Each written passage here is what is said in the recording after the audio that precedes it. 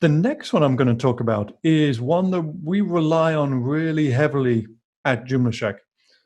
I talked about emptying our toolbox of the things that are useful to us. Over here at Joomla Shack, we have a lot of users who are logging in and out all the time. And it's not unusual for them to report a problem on the site.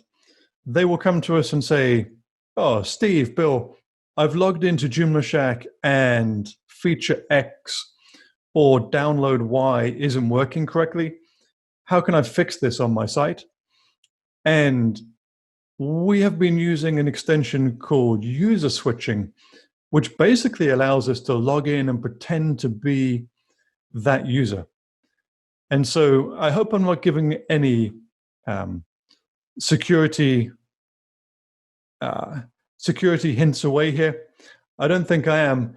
But if any of you guys on the call are Joomla Shack members and you have a problem, what we can do is use this to log in and mimic your account. So on this site, I'm logged in as Steve. We also have a user called John. If I have this Shack user switching extension, all I need to do is enter my super user password and their username,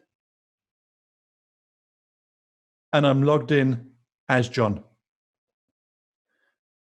And I can browse around and see exactly what John sees. And to be honest, this is probably the number one extension we use inside Joomla Shack support to try and debug issues.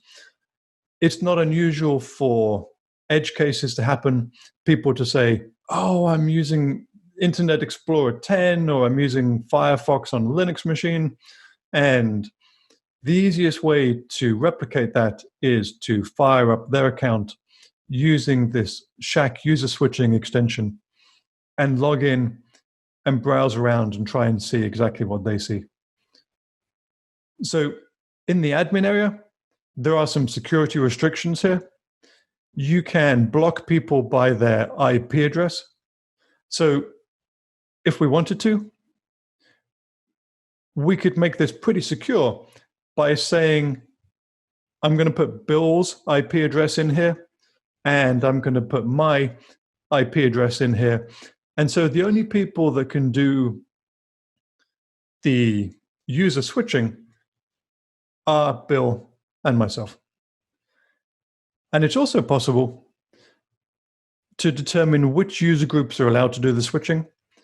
This is live on Joomla Shack, and only super users are allowed to do this. And you can also choose which user groups can be tested.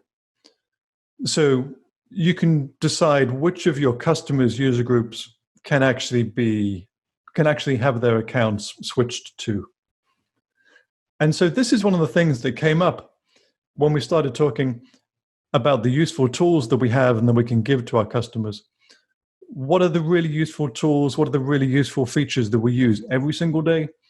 And Shack user switching is definitely one of those.